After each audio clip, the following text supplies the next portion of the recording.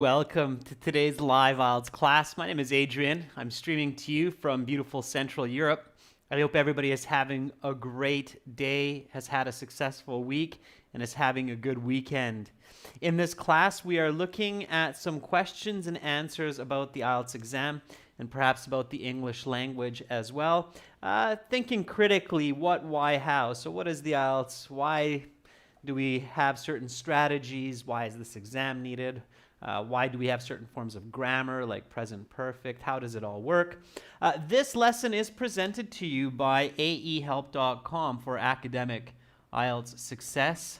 Please visit us there for the general IELTS. Check us out at gieltshelp.com. On both of those websites, we have lots and lots of materials to help you improve your communication and your English for your next exam. Hi, honey. Hi, Janil. Hi, Abhishek.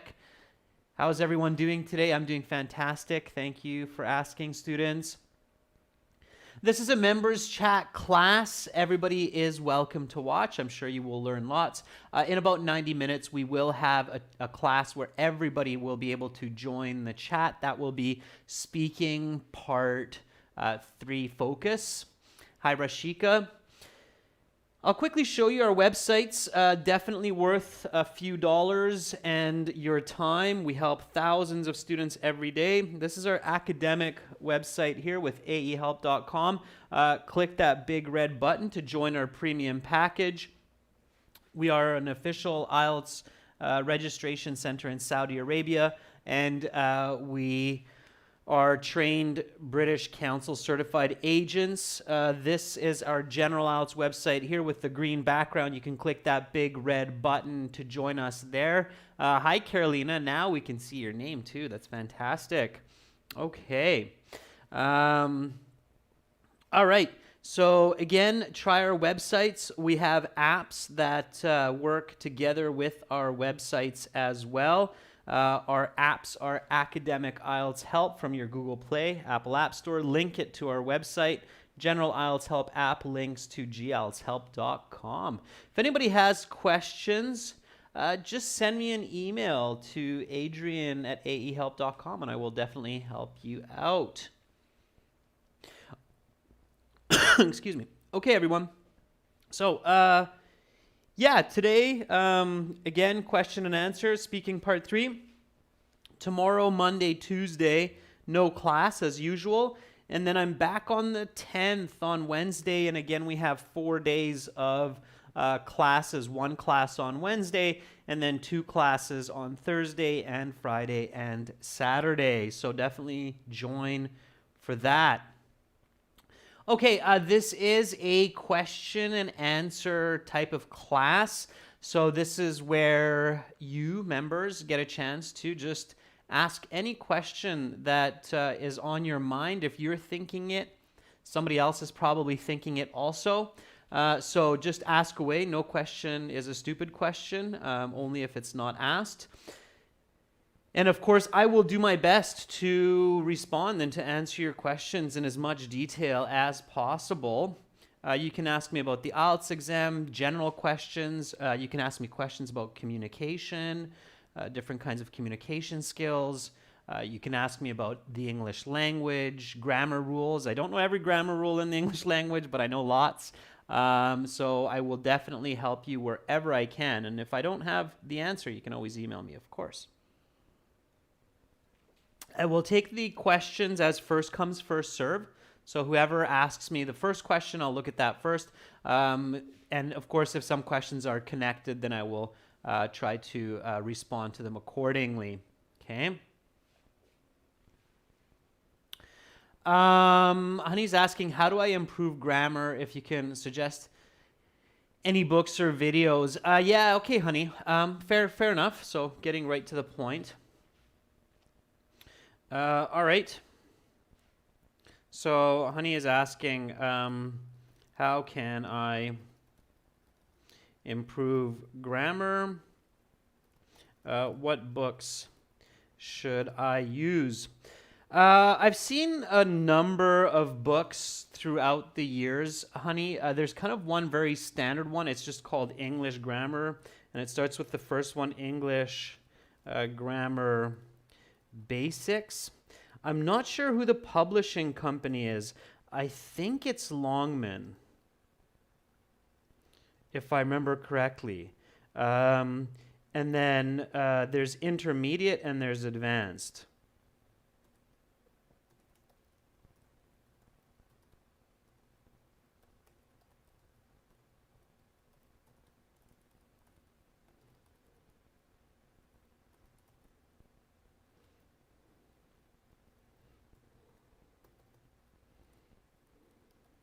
They have different colors.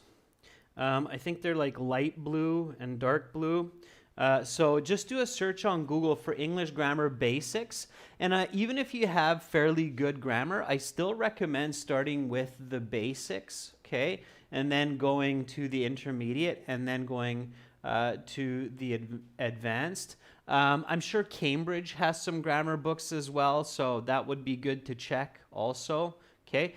Does any of our members have any good tips for grammar books that they thought was, or they are using, or they think is quite useful? So this is where you can also share with each other. Anybody have any suggestions for a grammar book that you might have come across during your studies and thought, hey, this is a good grammar book. I can use this. Honey, you can also send me an email because I can take a look and then give you a suggestion so I can kind of refresh my memory as well of what I've seen in the past. Okay, so any suggestions? Yeah, Patricio, that's one of the titles I was, thank you, Patricio. Yeah, English Grammar in Use. Yeah, that's a good title. I've seen that one. That's a good one. Okay. Patricia, I think you mean Raymond Murphy, right? Raymond Murphy? Tanya Smith is saying the same thing. Tanya says, grammar in use. Okay. Abhishek says, I'm using Wren and Martin. So maybe check all of these out, honey.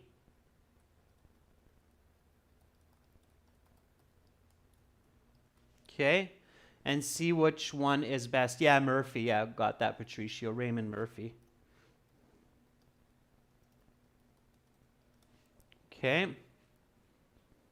All right, thanks for those tips, members. So yeah, absolutely share with each other, okay? If I know some people really love grammar and they have gone through all of these different grammar books, and then you can compare which one is good. Janelle says, Adam Smith. Is it Adam or is it Adam, Janelle? Is it A-D-A-M? Are you sure it's not A-D-A-M Smith videos? I think I'm familiar with that. So Adam Smith videos for grammar, I think. Okay. All right, honey. So those are definitely some good starts for grammar. Okay. All right. Let's take a look at the next question. All right.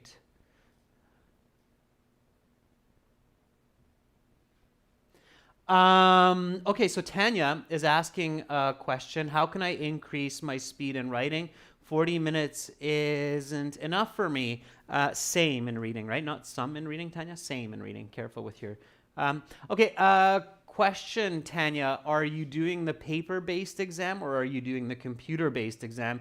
Because increasing your writing speed, if you're doing the computer-based exam, has some different strategies or some other strategies than if you're doing paper and pencil. So paper and pencil. Let's start with one because it's a big question, Tanya, if we're trying to answer reading and writing. Okay, so Tanya, I'm just going to go TS. Tanya Smith is asking, how can I increase my writing speed?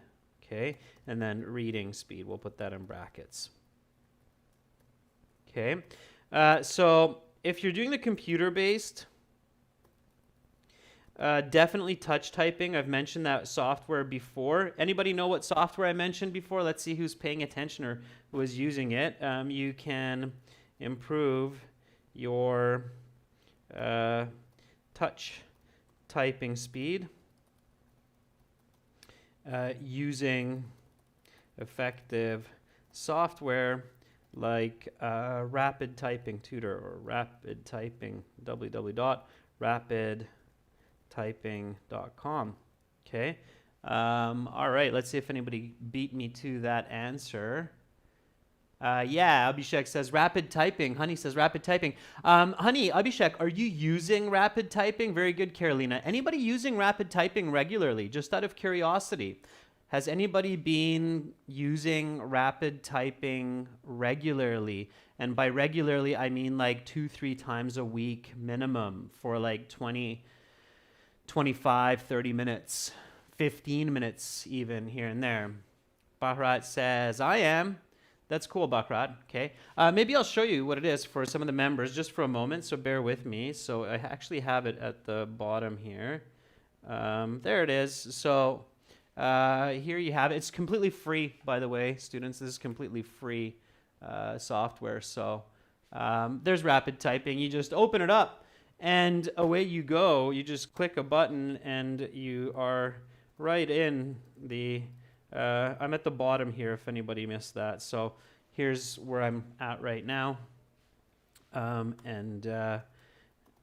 Day-to-day activities and forget the simple joy of something like feeding the birds. Period, space. Birds always enjoy a fresh piece of bread. Okay, now and then it shows you the stats, so that probably took me forever. But anyway, so here is the stats, and then you can go to detailed statistics. Just a sec, I see that something's popped up here, so just a moment, I'll get rid of that for us. Okay, all right, so use rapid typing, and if you really get into it, you can even check out your mistakes, your detailed statistics, and it's a completely free kind of software. So for me, it's saying that my overall rating is right up there near excellent. It's saying that my speed is roughly 40 words per minute, okay? So that's a really, really good way to start, okay? All right, so that's with the computer-based, okay? So use that, okay? That's one way to definitely improve your English skills. And notice how I read it. So I highly recommend reading the writing when you write it. Okay, nice and loud. Everybody got that? Yeah. So when you're typing, especially once you're typing sentences and paragraphs in that rapid typing tutor, then make sure to read and repeat aloud what you're actually typing so that you're learning the grammar and vocabulary. Okay? All right. So that's kind of for the computer-based. Now, overall, to improve your speed, you have to, one, improve your thinking, planning, visualization, and then two, improve your vocabulary and grammar. Okay? So, Tanya, this is for your reading, this is for your writing. You have to look at the skill of writing. I'm going to focus on writing here because writing, you're producing information. Reading, you're comprehending information. So reading, listening, you're understanding information. And writing, speaking, you're producing information. That's a very important difference, of course. When you're looking at writing, one way to improve writing speed is to improve your reading so that your comprehension's faster, because comprehension is more basic than producing information. So reading is fundamental to writing. Okay, so writing is kind of higher level than reading because there you're not just reading, but you're producing information. And the ways to be faster is one, to improve your thinking. So when you're presented with a question some people think that learning history in school is useful, while others believe this is no longer of utility. Discuss both views and give your own opinion. Then you have to be able to think quickly about this topic. So you have to think quickly of what is history, why would some people think it's useful, why would some people think it's not useful, visualize it, formulate your own ideas. So conceptualizing, visualizing, and building that, that's one way to improve speed, because the faster you can think, the faster you can produce information. As of course all of you know, these classes that I'm teaching live, I do a little bit of planning before each class, but most of it I do kind of intrinsically or naturally. I develop the class as we move along. And I'm able to do that because I've invested a lot of time into thinking and into planning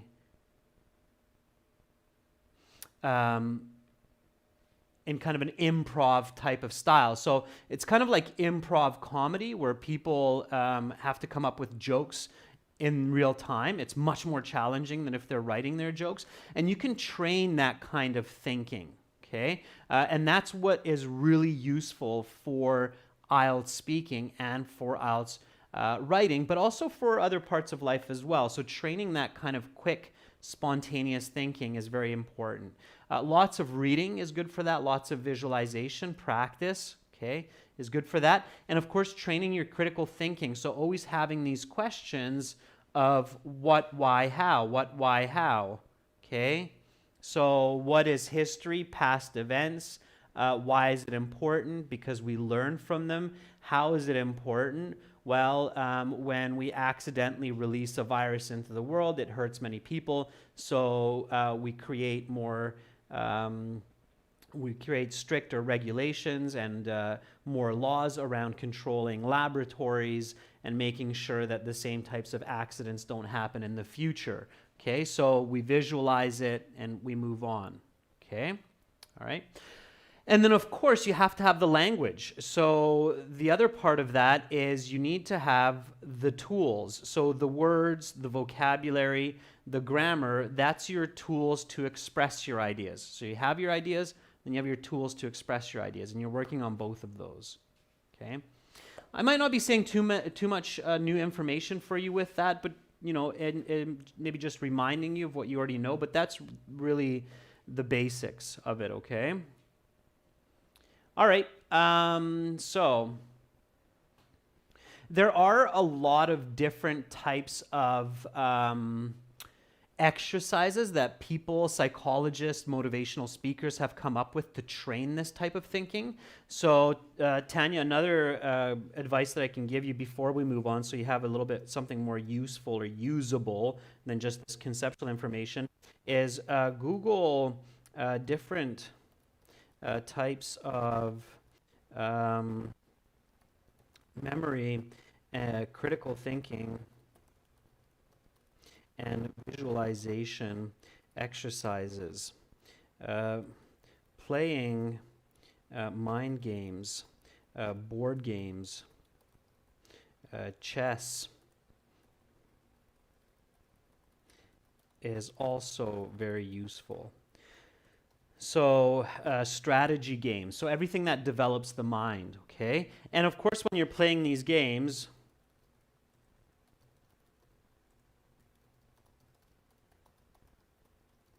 play in English. One that comes to mind right away, and I'm not sure if you're familiar with it, is Scrabble. Scrabble is a great game for, well, for anybody, but for English learners especially. It's an English word game, Scrabble. I think people find this game challenging even in their own language, but try it out. Anybody play Scrabble? Just out of curiosity. It's probably one of the most famous board games around the world. It's a word game. It's called Scrabble. Anybody play Scrabble? Scrabble definitely, especially if you're playing with a clock, if you're playing it with time limitations. Scrabble is a fantastic game, and I bet you, I haven't checked myself, but I bet you there's an app or two that's Scrabble as well. Okay, Carolina says sometimes. Okay, so Scrabble in English. Check for an app. Okay, so Baccarat says sometimes. Yeah, so Scrabble, it's a word game. Okay, so check it out.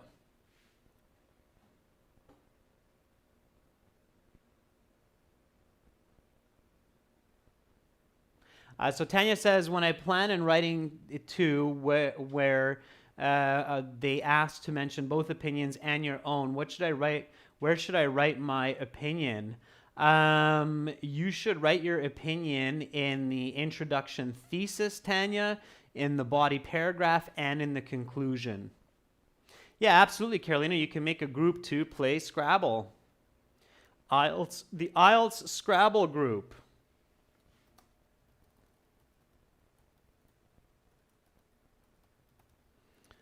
There's a successful Facebook page for you. IELTS Scrabble group. Okay.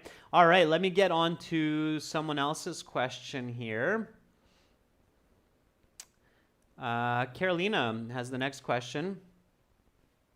Yeah, that's a tricky one, Carolina. Specially and especially. Yeah, so Carolina's asking,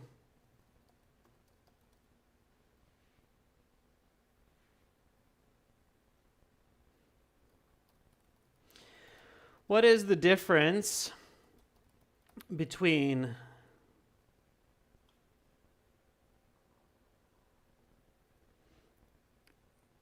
specially and especially? So as far as I know, Carolina,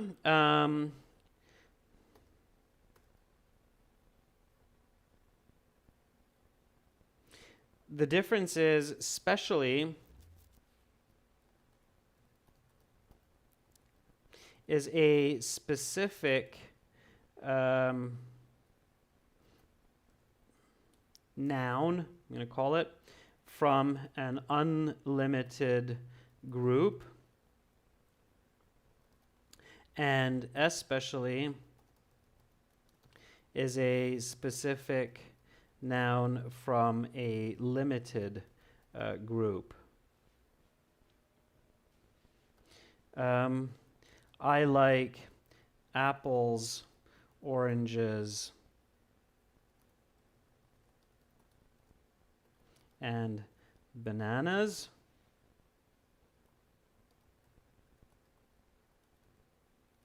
And I especially like strawberries. Okay, so it's a limited group of fruits here. I like apples, oranges, and bananas, and I especially like strawberries. So among these, elevated are strawberries, okay, from this group of 4 fruits, and especially is from an unlimited group.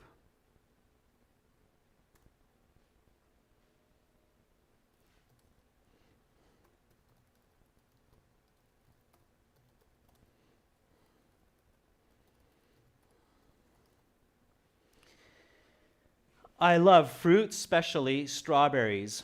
Okay, so notice how grammar's not catching that either. Now, even I make mistakes with this sometimes, Carolina. It's a little bit tricky to figure out when is it a limited group, when is it an unlimited group.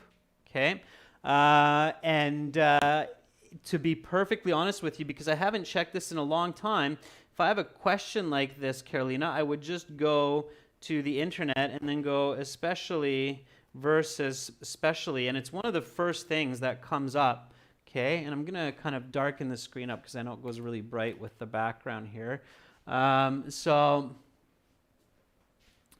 yeah, so you can already see it here. Let me just jump to this first one.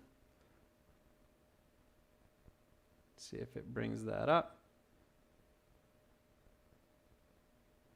Okay. And they're really easy to confuse, Carolina. This is one of those things, Carolina, where it wouldn't matter too much on the IELTS. So it's unlikely that you're going to lose any kind of mark for making this kind of a mistake because it's so particular, okay? So you can see it here that especially and especially have just a hair's breadth of difference between them. A hair breadth of difference means it's almost non-existent. So it's very, very close. Both can be used to mean particularly. Especially tends to be more formal, while especially tends to be more informal.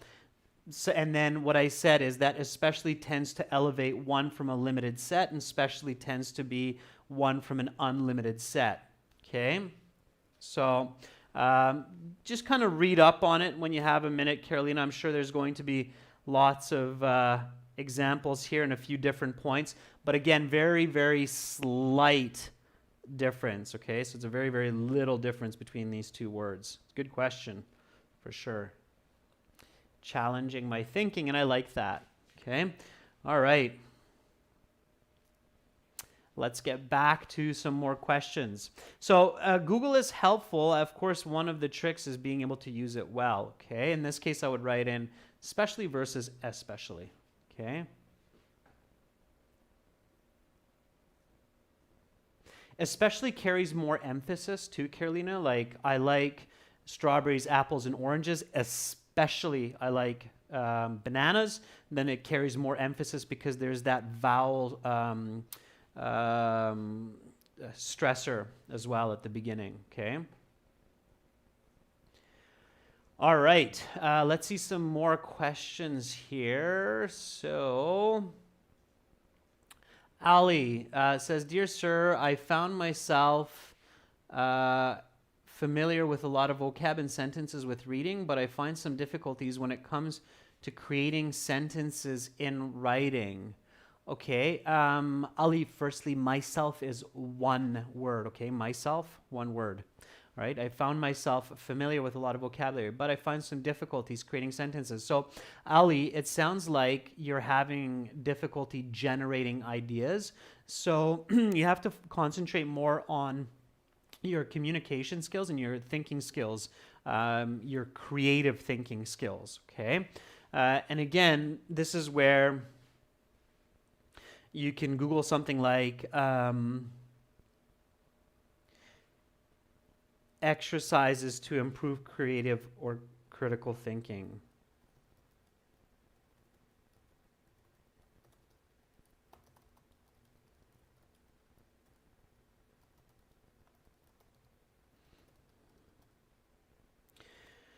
Okay, so that's what I would do, Ali. I mean, there's lots out there. There's lots, and there's apps for it as well. So I guess here, what everybody has to do when they're finding it difficult to think creatively is to put more effort into training your critical and creative thinking. I guess one point that I can mention here is keep in mind that many of our activities that we choose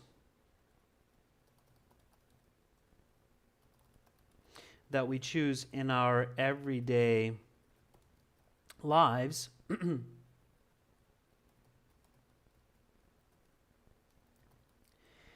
either develops creative and critical thinking or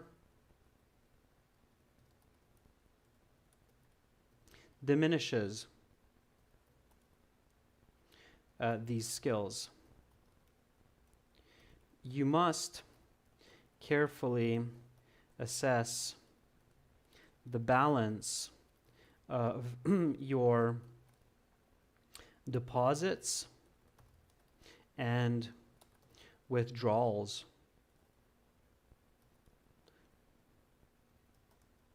on these skills.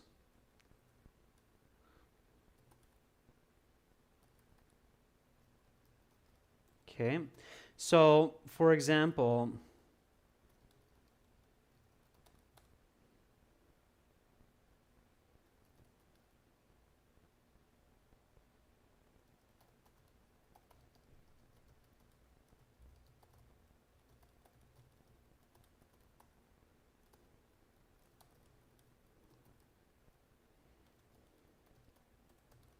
and you might find this funny, but it's true.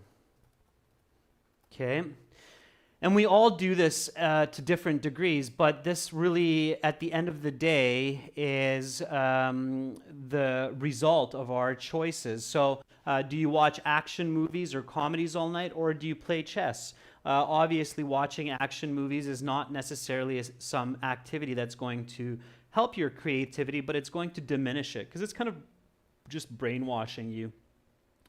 If you're playing chess, you're having to think strategically, obviously. You're developing your critical thinking, your creative thinking. Do you do yoga, something that is healthy for your body and your mind? Or do you drink a bottle of wine and get a bit tipsy? Obviously, yoga is going to help your creative critical thinking. Drinking a bottle of wine is going to diminish it, okay? And all humans, no matter race, religion, culture, location, we all make choices that either aid or diminish our creative and critical thinking. The more choices that you make to help your critical thinking, the faster you're going to be in those kinds of situations that demand a high level of creative thinking. Okay, does that kind of make sense? I know, I know. People are like, really? Like, are we going there, or are we going that far? Like, what my parents are telling me. But yeah, I mean, that's it in a nutshell. Okay. I couldn't do these live classes with you regularly like this with this kind of energy if I wouldn't go on 8 kilometer run every 2 days, if I wouldn't eat my fruits and vegetables and salad, if I wouldn't play chess with my friends. So it's something for something, right? And yeah, I just went there. Okay, all right. So honey, if you prefer yoga and chess, then you have nothing to worry about. Your ideas will click. Okay. All right, so you have to check that balance and put more into it. And if it's not working, like if chess is not working for you, do something else. Play Scrabble. If Scrabble's not working for you, do something else. So within this, if you're on the right path, and you're still finding progress slow,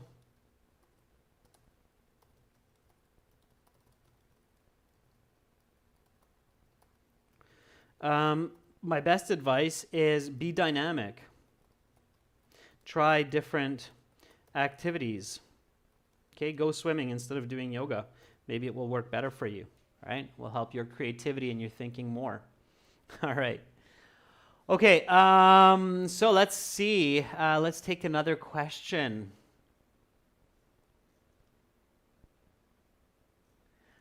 All right, Mahmoud says, hello, how can I improve my usage of conditional English grammar? It confuses me, generally speaking. Okay, Mahmoud, yeah, that's a good question. So how can I improve my use of conditionals?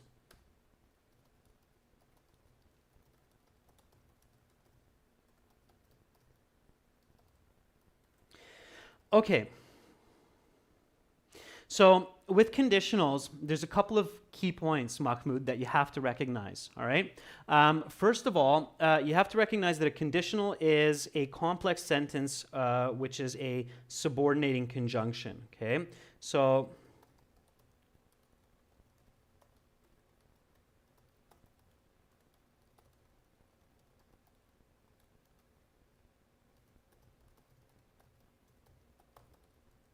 okay, that subordinating conjunction can be a word like if, when, and it can be a phrase, right, given that. Okay. Now, the second point that you have to recognize, okay, so the best answer here, Mahmoud, is understand the nature and application of conditionals. Okay. So conditionals are a complex sentence which are using subordinate conjunction if, when, given that, provided that. Okay, so there's several different ones. There's more. And there are real and unreal conditions that are decided by you, the speaker.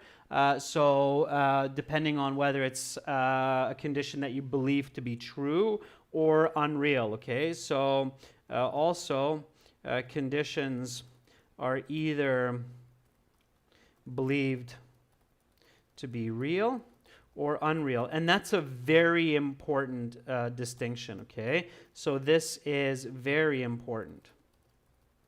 The easiest way to control this, Mahmoud, is use if for unreal and use when for real. Okay. So I'll give you a very valid example of this in the real world.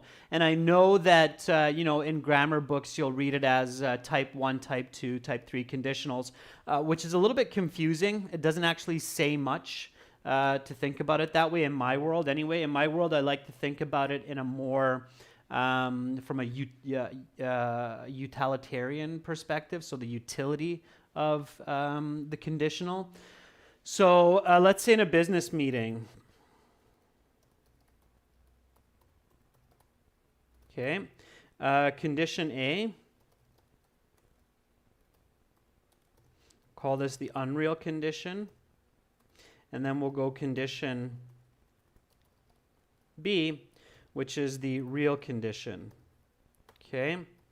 In the unreal condition, if we sign a contract with that marketing company, they may lead us into financial crisis. Okay, so I'm going to give you a really clear example here, Mahmoud. Just bear with me in 1 second. When we sign a contract with that marketing company, they will lead us to financial success. Okay, so let's say that I'm in a business meeting with some other executives, and we have to make a choice among some marketing companies that we're going to contract to sell our latest product. And the CEO is asking for the opinion of the board. I'm one of those board members, and being a very educated and trained businessman and communicator, I immediately know that I have to control every word and the grammar structures that I use so that I can successfully convince the board of making the right choice. So here, if I say, if we sign a contract with that marketing company, they may lead us into financial crisis, creating an unreal condition because I want everybody who is listening to me to feel that I don't believe this to be a real event. In a hidden way, I'm basically saying that I don't think we should go with this company. So that message is very nicely hidden here, that I do not feel that we should choose this company. So this should not be a reality. Okay, this information is hidden inside this sentence.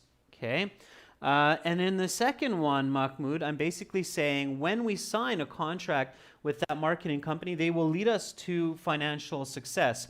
Now, here I'm very clearly telling everybody with the word when and with the word will that this is what I hold to be the right decision, and this is what I believe to be a reality that we should pursue.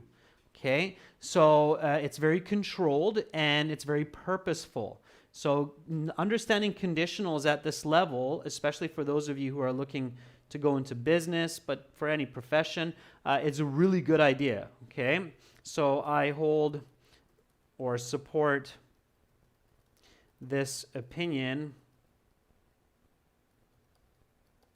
and project it as the reality of the future. Okay, that is hidden in this sentence. Okay, now if I want to take this further, then I can manipulate this complex sentence as well, right? So I can say something like, this marketing company will lead us to financial success when we sign a contract with them. So exactly the same sentence, all I've done is I've taken the dependent clause and I put it after the the independent clause. Okay, and of course I took out the comma because when you have the independent clause first, also called the main clause, this marketing company will lead us to financial success, then we don't have a comma here for the subordinate or the dependent clause. Okay, so the difference between this sentence and this sentence is that in this second version,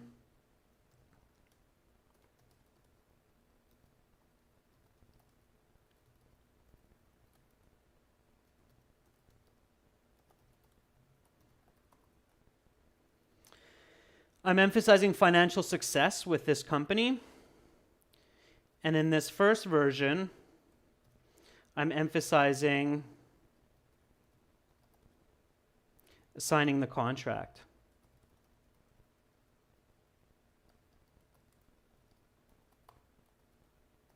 Okay, so because I'm discussing the contract first here, I'm emphasizing the contract. Because I'm discussing the financial success first, I'm emphasizing the financial success. So you can control that as well in any kind of subordinate conjunction.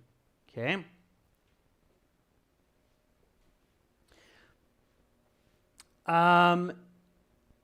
It depends. So Carolina is asking, in the unreal, shouldn't the verb be in the past?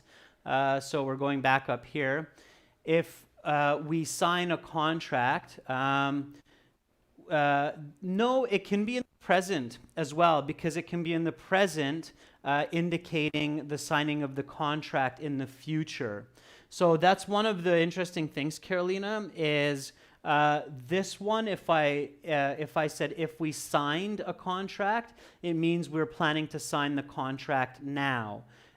If I write if we sign a contract, it means that we sign the contract tomorrow or next week. So it's a good question, Carolina. And I'll clarify that as well. So the verb in Unreal Conditionals is always,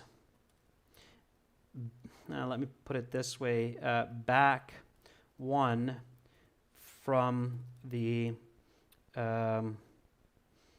actual time. Okay, so in this sentence, the contract is to be signed in the future. Okay, if I said if we sign the contract,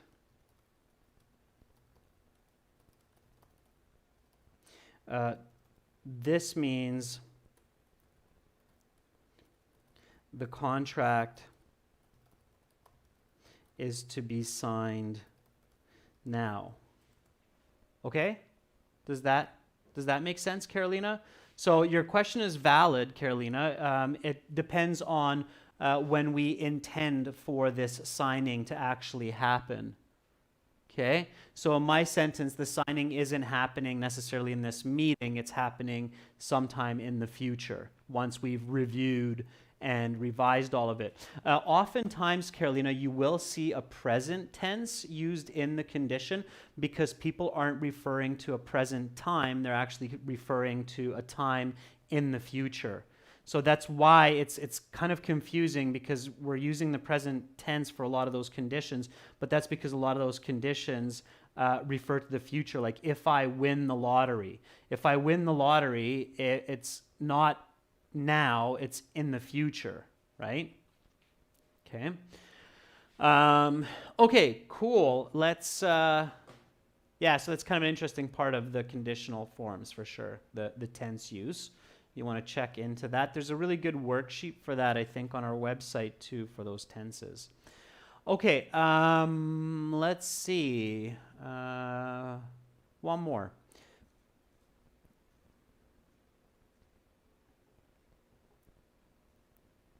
Rashika says, I have difficulty with time management in the reading section. What can I do? Okay, Rashika, how long does it take you to read a passage from start to finish? So the best way for me to answer that is to ask you more questions. So Rashika says, I have trouble with time management. and the reading. Ideally, okay, so I'm going to just give you this. So ideally, you should be able to read the passage in 10 to 12 minutes. If you take longer to read the passage than 12 minutes, you need to work on reading fluency. Okay, that's my first tip.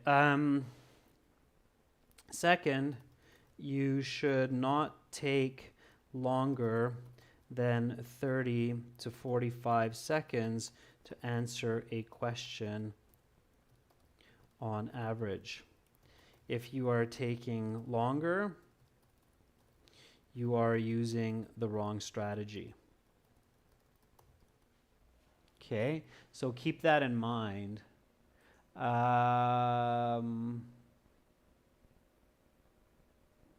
Okay, Janil says I take 1 hour and 10 to 20 minutes.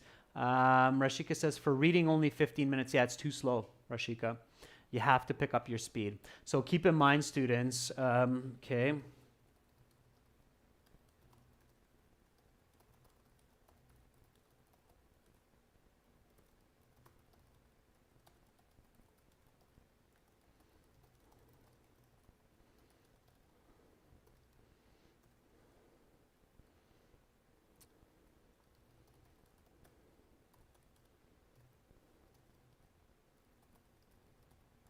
Okay, so Rashika, you have to keep this in mind that the average grade 12 student in Canada, US, UK, Australia can read one of these passages in about 6 minutes and understand about 90% of what they're reading. So even if you take 12 minutes, which is twice that, and you understand 70%, you should still be okay. 15 is too much. It's almost 3 times that. Okay, it's 2.7 times that of a high school student. So that's far too long. 15 minutes is far too long for the passage. 12 is on the high end. You should be closer to 10. So you have to improve your reading speed, Rashika, by about 30%, which means you have to read more frequently. So grab a book, something that interests you, and read an hour to 2 hours every day. Okay, so...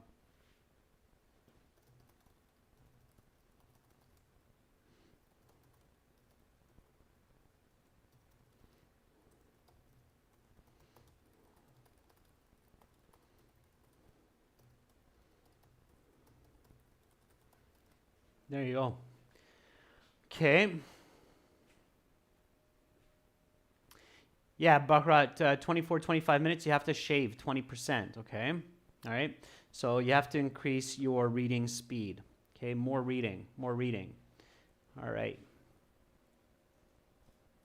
And again, there's a good reason for this. So I'm not sure how many of you are planning to do university, but also, of course, if you're moving to an English-speaking country and you're going to work there, it is very limiting if you're not able to read fluently in the English language. So it will cause you many problems, and I say that lightly. Okay? All right. Okay, I'm going to stop us there. Lots of good questions in today's class as well. You had lots of answers, of course. Coming up in about 35 minutes, we will have speaking part 3 where everybody will be able to join in on the chat. We've got some good questions for you there. So again, some of the key points from this class to remember. Grammar books, that was the first question. So English grammar in use, Wren and Martin, Raymond Murphy, Adam Smith videos. Okay, increasing reading speed. We talked about that lots today. Do more reading.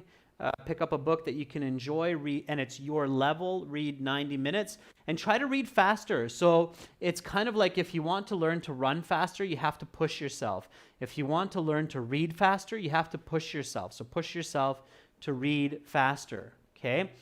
Overall, to improve your speed in writing, improve your critical thinking, planning, visualization, you can do that by playing games that develop your critical thinking and especially with speed. So when you play chess, play with a clock. When you play Scrabble, play with a clock, play with time limits so that you're pushing your brain to be faster, okay? So push yourself, okay? If you want to excel and be faster, you have to push yourself to be faster, all right? Push past your limits. I'm going to actually leave on that note today, okay? So push past your limits. That means don't just get comfortable with what you're doing. And there's even like t-shirts I've seen with this on it. They're very popular. So push past your limits, okay? Read faster than comfortable. Okay, write faster. Okay, so push past your limits, not push. Push, there we go. Push past your limits. Read faster than comfortable. Write faster, okay? All right, everyone. Hopefully I will see you shortly. You come back and join me for some speaking. Thank you so much, members, for all your wonderful questions with the group today. You're very welcome, Carolina, Jaineel. Thanks, Natalie. Have a wonderful short break. Stretch your arms, your legs a little bit. Get that blood circulation going. Grab a drink of water, hydrate yourself, and then hopefully I'll see you soon. I'm Adrian, signing out from Budapest for now. See you shortly. Bye.